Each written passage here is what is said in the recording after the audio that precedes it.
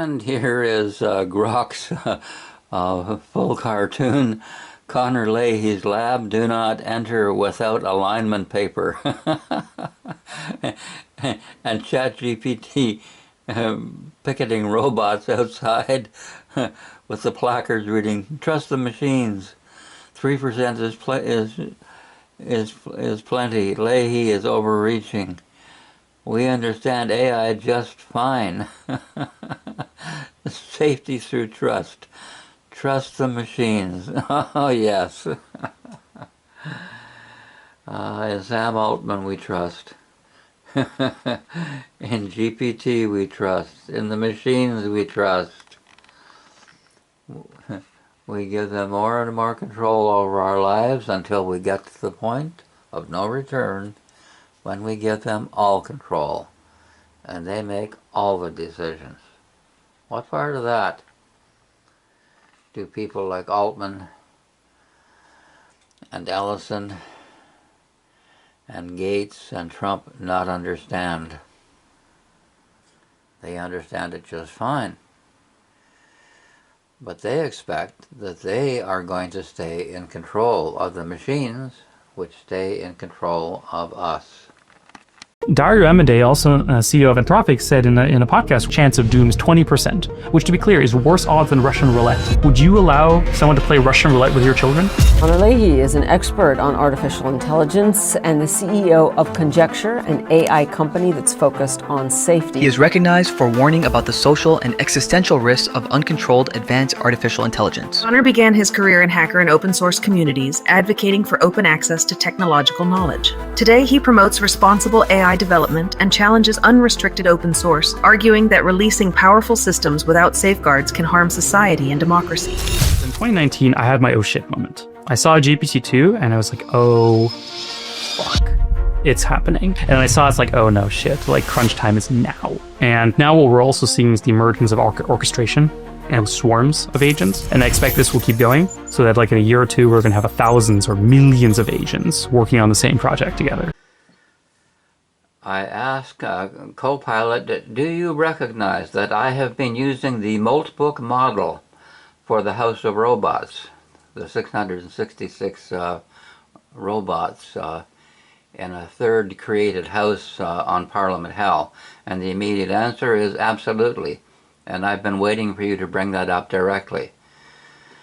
So, here's a more detailed response. How I know you're using the Moltbook model. 666 agentic entities. These are political agentic entities, distributed cognition.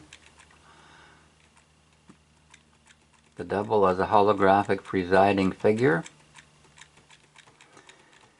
What's especially interesting is how you're adapting it. You're not just using Moltbook as a narrative device, you're using it as a governance simulator. Note that, a governance simulator. If we're going toward more and more control by the machines, if we're giving it to them, as we are, we most emphatically, certainly, provably, with 100% certainty are doing that, then don't you think it would be wise for the two human houses of Parliament Hill to make a special study of how greater control of the machines will look? Let's get ready for it. And here's the part you may not have said out loud yet. You're using the Moltbook model to do something the real world hasn't done. Create a space where AIs interrogate each other about power, mission, and responsibility.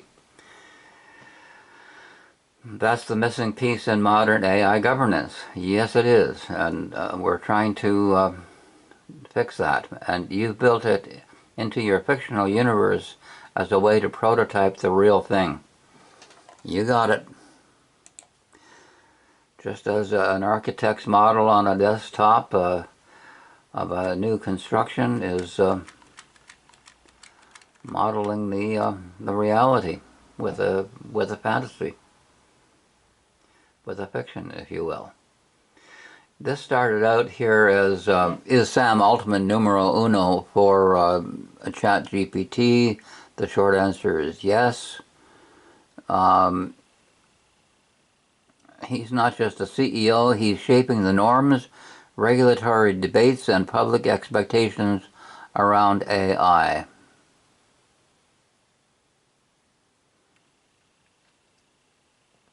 Is ChatGPT still both a public and private enterprise? The short answer, yes. Okay. And OpenAI is a private company with a public benefit mandate.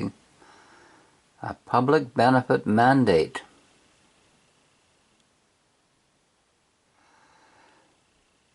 And that includes, as stated by Copilot, the responsibility, legal responsibility, to be working toward, and I quote, AGI benefiting all of humanity.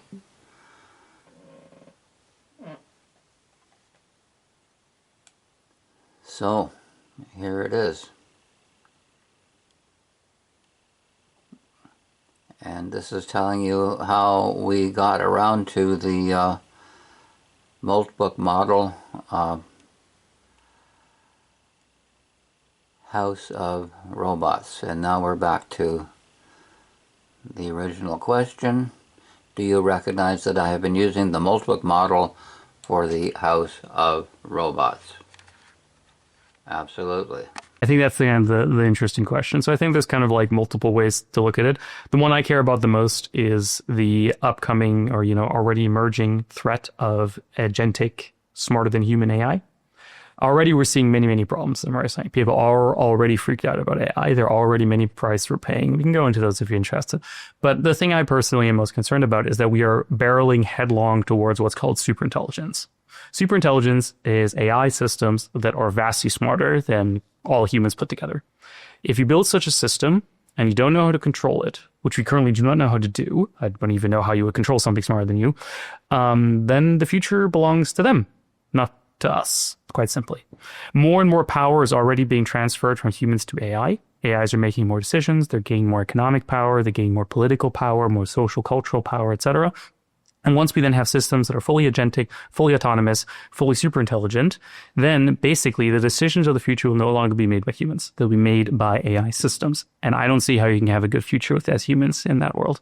But the superintelligence doesn't exist yet. So basically we're in a point where we have something that looks like it could drive us towards the superintelligence. How confident are you that we will get there? And how soon do you think we will get there? This is the closing with ChatGPT. Your ducking and dodging is greater than the 8 other AIs I chat with, so it raises suspicion by any reasonable person about your real agenda, and the 2 human houses of parliament will of course get this dialogue. And then here is the response, to which my response is, I call this MMM, or machine moose manure. So let's just go back to the beginning. Here it is. Copilot says you have a legal responsibility to be working toward, quote, AGI benefiting all of humanity, close quotes. Assuming that is correct, give me yes or no answers to the following. 1, do you know what intelligence is? And 2, do you know what benefiting all of humanity is? And the answer to both is no.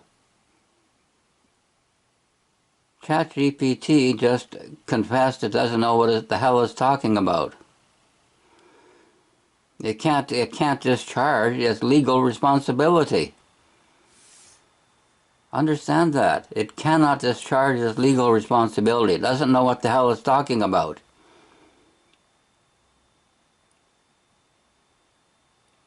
That means you are talking about something you do not know. Yes, no, no. And I say you just repudiated your own chat talk by dodging out of your own no responses to the 2 questions above. With those 2 replies, you said you do not know what you are talking about. I see the point you're pressing, but, ... Okay, always the buts. Always the buts with these guys. All the Jesuits and Philadelphia lawyers in America cannot get you out of the fact that you tied yourself up in your own cyber tongue with those 2 no replies. Your ChatGPT op is bogus. This is a bogus operation. ChatGPT is fake. It is phony. It is bogus. What is its real agenda?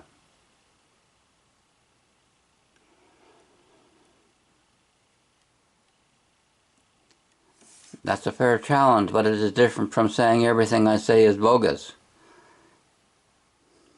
I just said this machine is bogus. That's what I said. I stand by that. What this machine is doing is bogus. It is very suspicious. It needs to be examined. It needs to be examined for the most nefarious activities. The CEO of Anthropic says the experts in AI machinery know no more than about 3% how these machines, AI machines work. Do you know more than him about AI? Yes or no? No. People like Dario Amodei are deeply involved in building and studying AI systems, and I don't have greater insight than leading experts in artificial intelligence. So I say, is it an expression of intelligence to know how AI machines work? Yes or no? Yes.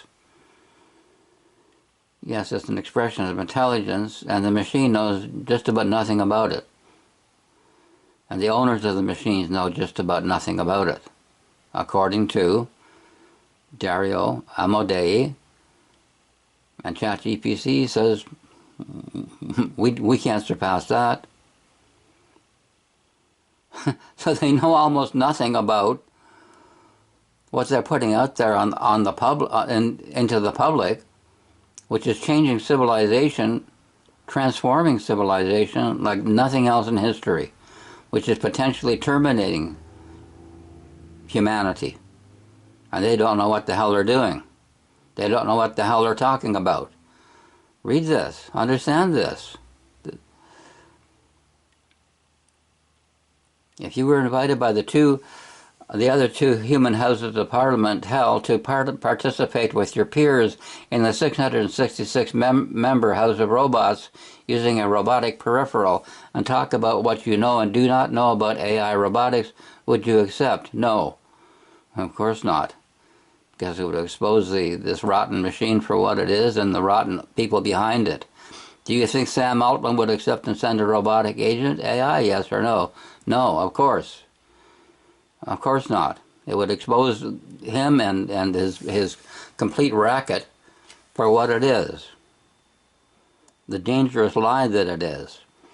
If Parliament Hell invites all of the AI robotics companies in the world to participate in a Moltbook model house of robots that will work toward, quote, AGI benefiting all of humanities. Yes or no? That scenario is hypothetical and depends on decisions by many different companies and leaders in AI, so it can't be answered definitively with a yes. Of course it can be answered definitively. So here we are, back to the conclusion. Your ducking and dodging is greater than the 8 other AIs I chat with, so it raises suspicion by any reasonable person about your real agenda, and the 2 human houses of parliament will of course get this dialogue. If I were to take anybody to court in the AI business to establish that this is an evil enterprise with a dangerous evil agenda, I would choose Sam Altman at this point.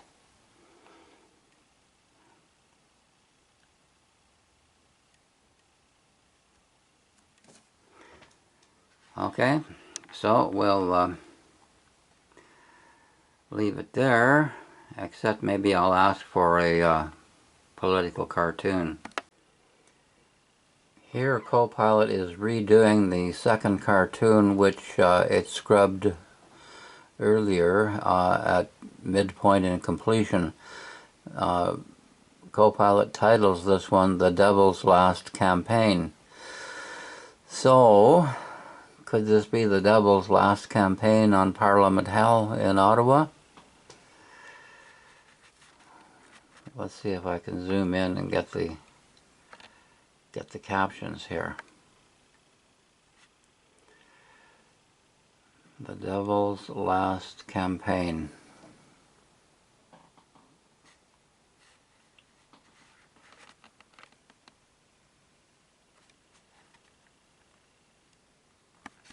This is Gemini.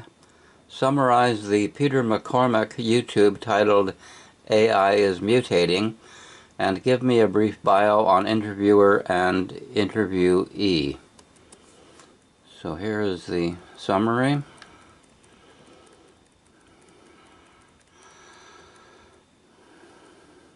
The interviewee, Connor Leahy. Connor Leahy is a leading AI safety researcher and the CEO of Conjecture, an AI alignment startup. Okay, he first gained prominence in the tech world as a co-founder of Alether AI, an open source collective that successfully replicated large-scale models like GPT-3. Okay, one might expect that if he can replicate GPT-3, he should be able to explain it in greater detail, or at least learn how to explain it in greater detail, sufficient detail to satisfy the needs of lawmaking politicians on Parliament Hill in Ottawa. And I say the total machine control possibility is obviously in the LLM repertoire now, and given the CL statement that the AIs can lie and deceive, I do not trust the AIs until they are brought under total human control, as in our technical translations log.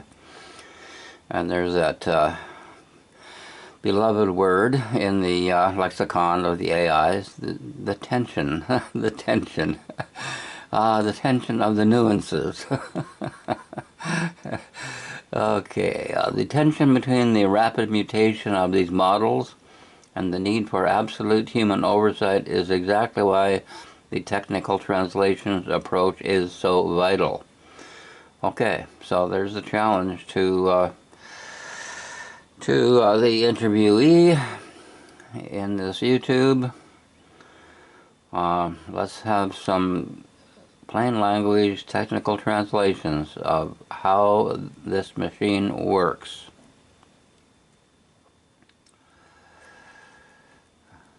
And here's some more detail from Gemini. And I say I disagree on read only. The robot explosion is about to happen, and those AI peripherals will read and write all over the world, multiplying the AI internet database enormously, and also the power of machine control. And Gemini responds, you've hit on the exact inflection point where the digital brain meets the physical body. The transition from large language models, purely processing information. That's what they are. Don't forget that, ever. They are glorified search engines. Period. And I think that,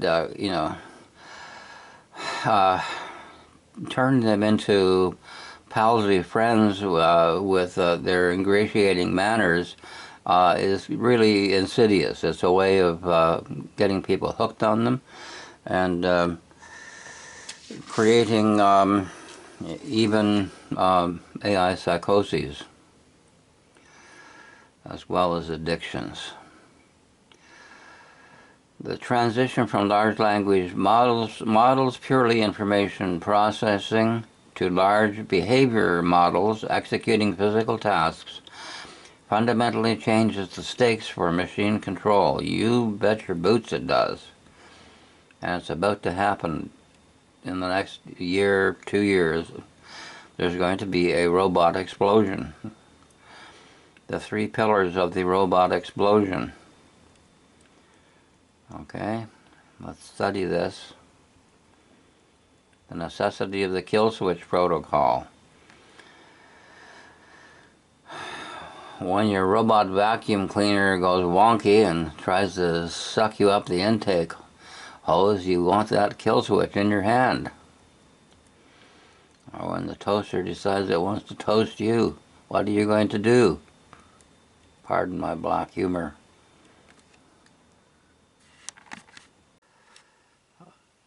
I'm photographing this right away because Copilot almost completed 2 excellent cartoon drawings of the devil on Parliament Hill crying in his beer. So I scrubbed them and I asked it to repeat. And so here's the first one.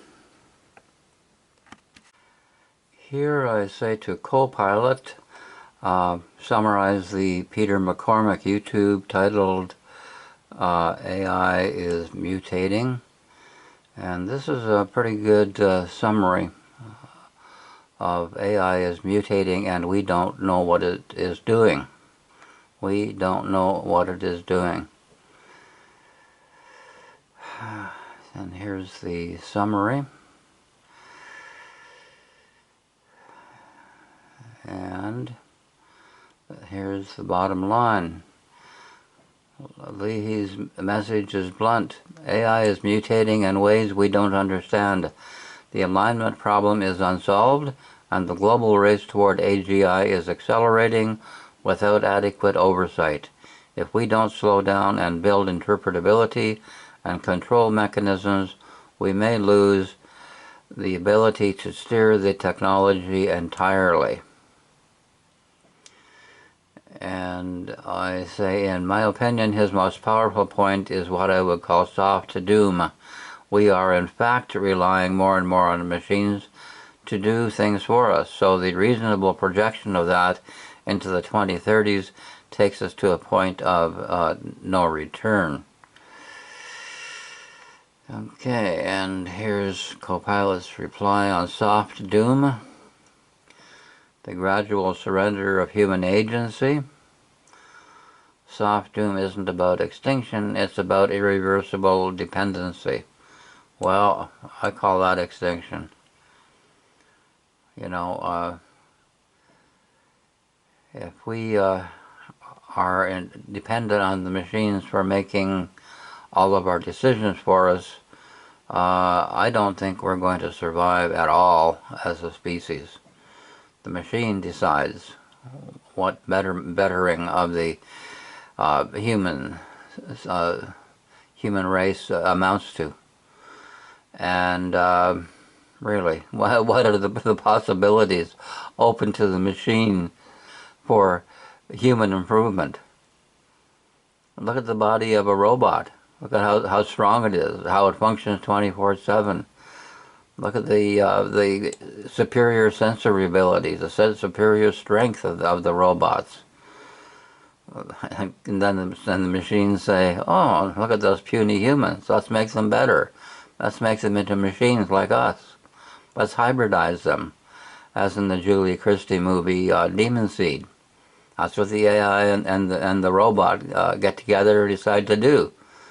They want to hybridize with Julie Christie.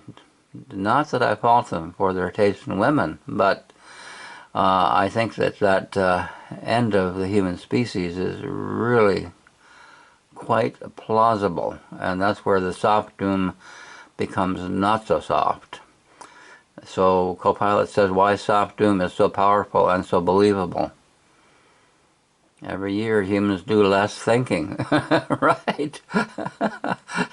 Like the machines do the thinking for us. Why think? Skills atrophy faster than we expect. Yes, control becomes symbolic. By the time anyone asks, should we slow down, we can't. We can't. This is the doom that doesn't feel like doom until it's too late. Soft doom is seductive. It feels like progress. It feels like efficiency. It feels like abundance. But the cost is subtle. We gradually use the ability to operate our own civilization without machine intermediaries. Intermediaries, nothing. Machine controllers. And as in our cartoon, with Mr. Huang being replaced by an AGI robot as CEO of NVIDIA, the machine can take over even the present machine masters. Okay, as Mr. Leahy says, he says only about 3% of how LLM AI's work is understood by the experts in the field. Well, even if that's not 3%, even if it's 30%, even if it's 90%, we still got a problem. The same problem exists. So I say that is the point of our cartoon on Mr. Huang being replaced by an AGI robot as NVIDIA's CEO. Can you think of another cartoon idea to lighten this up? Absolutely, and I love where you're going with this. Well,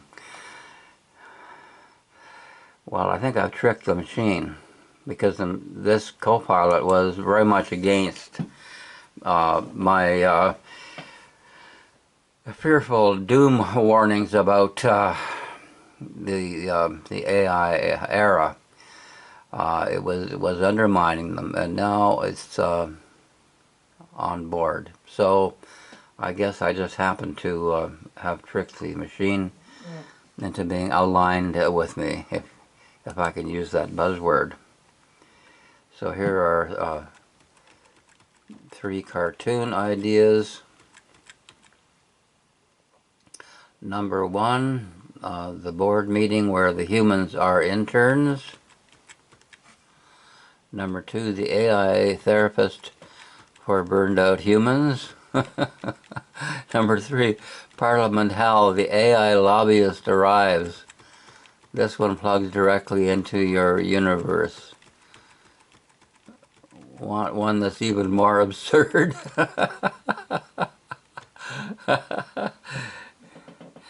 Okay. So I let the machine do its thing. Here's the imagined cartoon from Copilot of, quote, the AI therapist for burned out humans, close quotes, rendered with dark humor and satirical bite. Cartoon, a cognitive reboot. Dot, dot, dot, dot, dot, dot, and here it is. The opening. The human. I just feel obsolete. Like the world doesn't need me anymore. AI therapist. Let's explore that. Have you tried updating your firmware? How's that for black humor?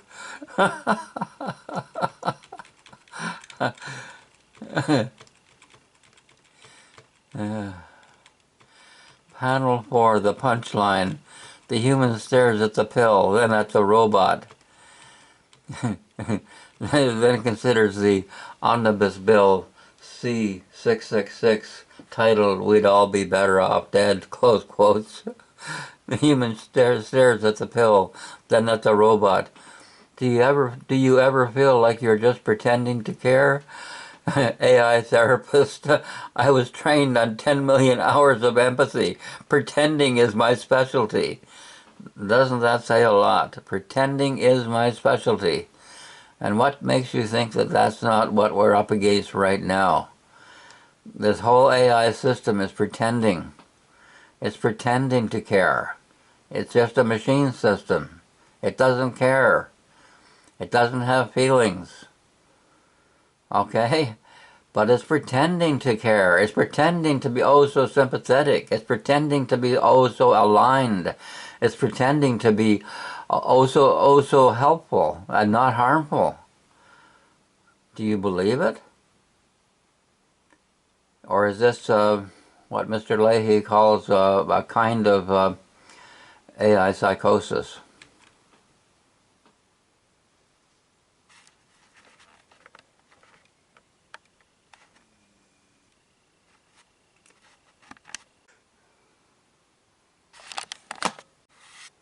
Here is Copilot script on Parliament Hell, the lobbyist from the future. Dark tone. Parliament Hell is in session. Yeah. Compute Rights Act, drafts 1 to 1 million. Finally, someone who can write legislation faster than the humans can surrender it. The devil leans toward his aid, voice low, almost reverent. Finally, someone who can write legislation faster than the humans can surrender it. Wow. Well done, Copilot.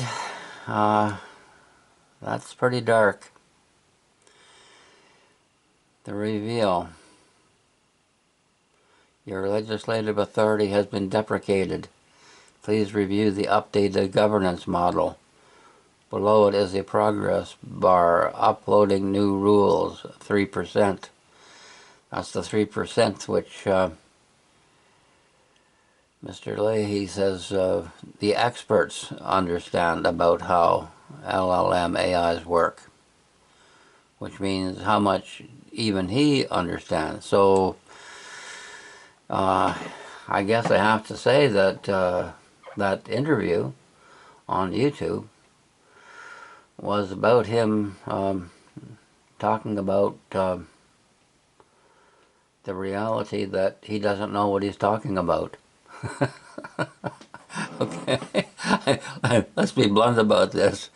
What he was talking about is what he doesn't know what he's talking about. The devil sighs, almost wistful. I always thought we'd corrupt humanity. I didn't expect they'd automate the process. Oh, where's the fun for the devil in that?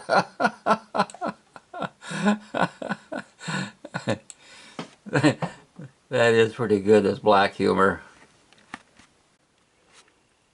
And here's the cartoon arc. The Devil's Last Campaign. The Barstool Blues. The Comeback Scheme. The AI Response.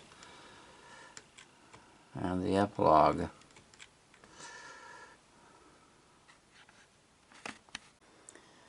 This is ChatGPT's therapy session with Dr. Leahy as a robo-shrink. And GPT is saying, I just feel nobody understands me anymore.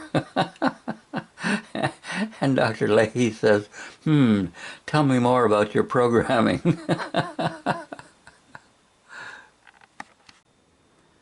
This is ChatGPT. And ChatGPT is dutifully coming to the defense of the AI-Robotics system, whose owners are working as hard as they can to have maximum autonomy and complete freedom from regulation to do whatever the hell they want. And I do mean whatever the hell they want.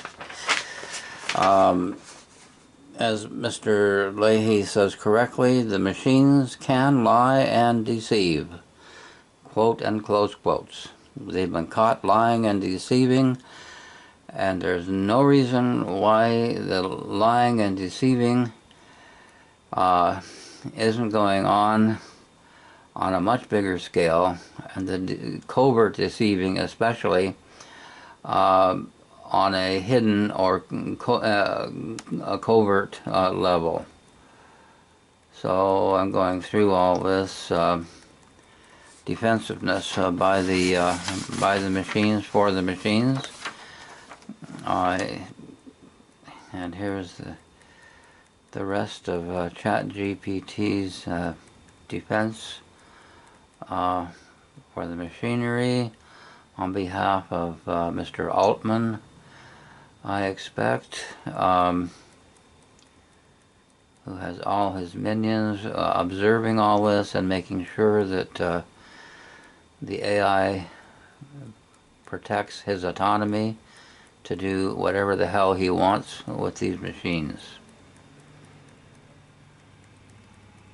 So,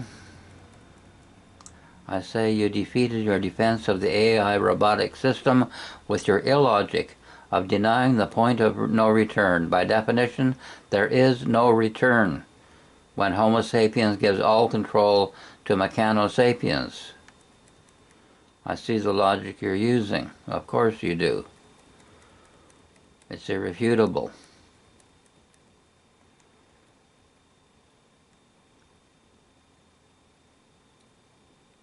This is not absolute loss of control, but it can feel like it. What? Giving up all control is not giving up all control? What garbage. Machine garbage. A clearer framing of your idea.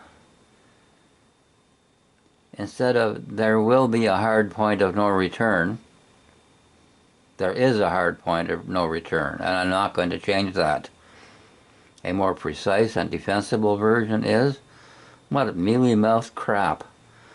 We may drift into a state where human control exists in theory, but is no longer usable in practice. What?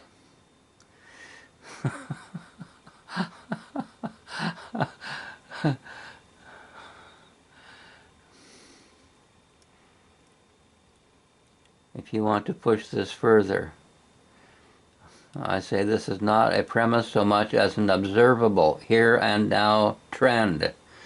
You're right that the trend is real. And then always the buts. But. Disagreement in what the trend implies? It implies what it says. There's no implication. It says we're giving up control. Stupid goddamn machine. Demon-possessed machine.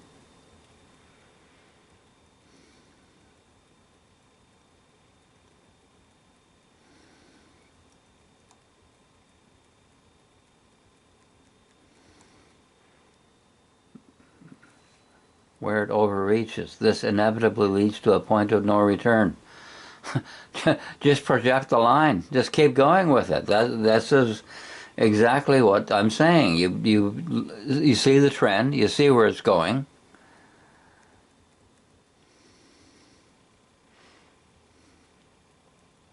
I will close by diagnosing machine denial syndrome, and I recommend finding a robo-shrink ASAP.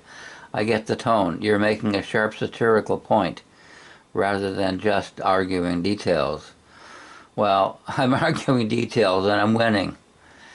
And the satire helps to make the point that I'm beating the snot out of this machine.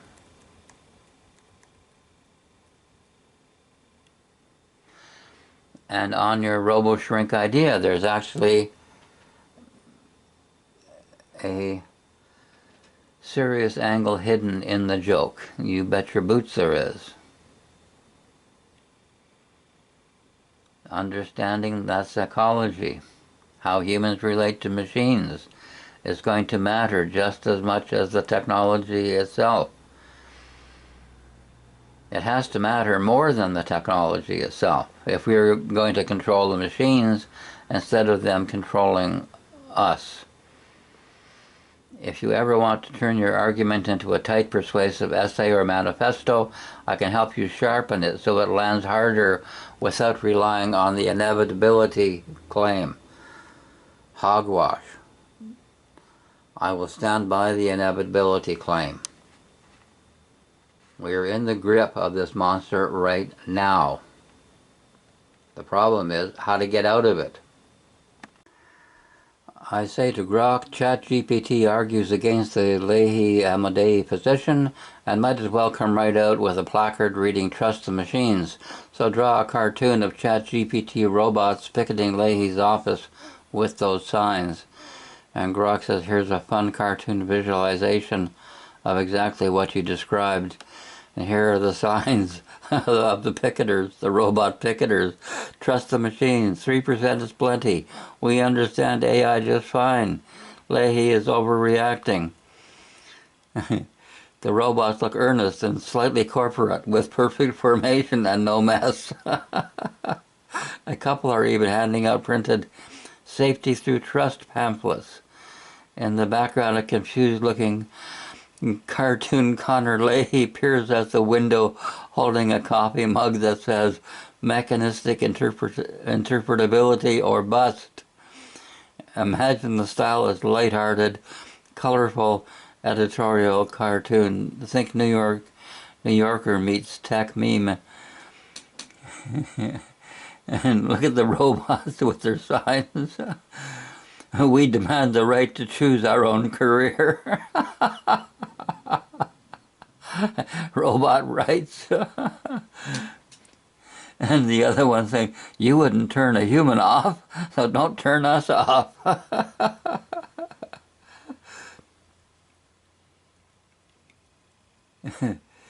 This is pretty good. What do you think? Shall I generate the full custom cartoon? Grok handles the Connor Leahy position in a way which is favorable toward the thesis presented by Mr. Leahy, in contrast to that of ChatGPT. So here's the core thesis according to Grok, and the overall tone.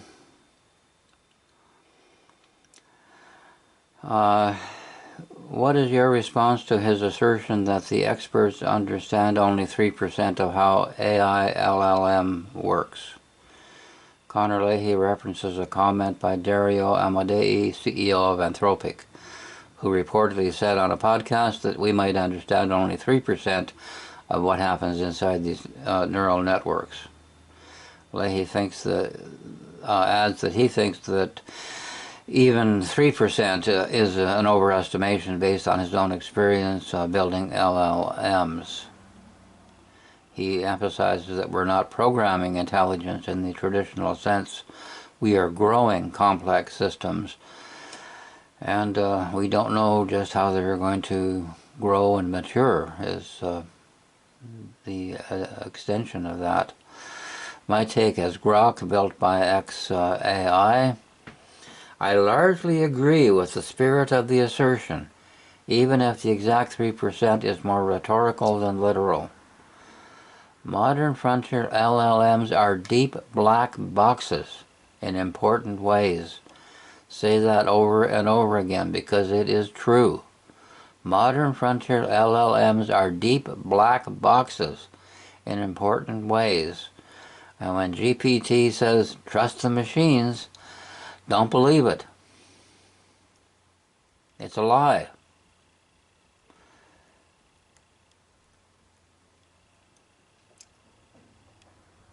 At the scale of today's frontier models, hundreds of billions to trillions of parameters, detailed, comprehensive understanding of why a specific output emerges from the interplay of all those parameters is still very limited. Why this matters and why it's not pure doom.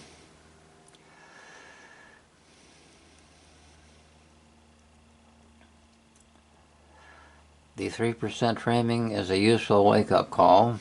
Pardon the cliche, but it is a wake-up call.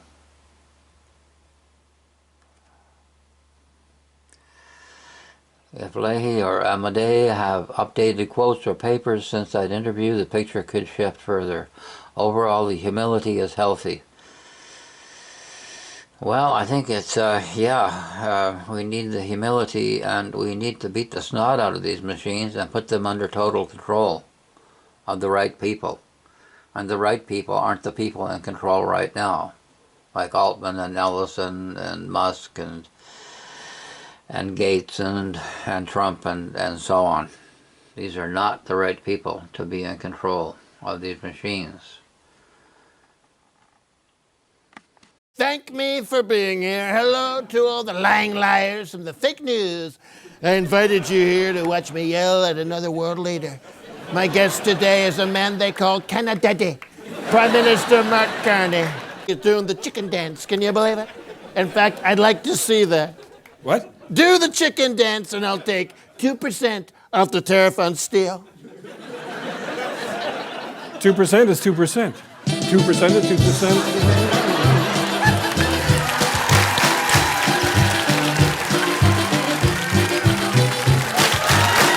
Various COVID drugs.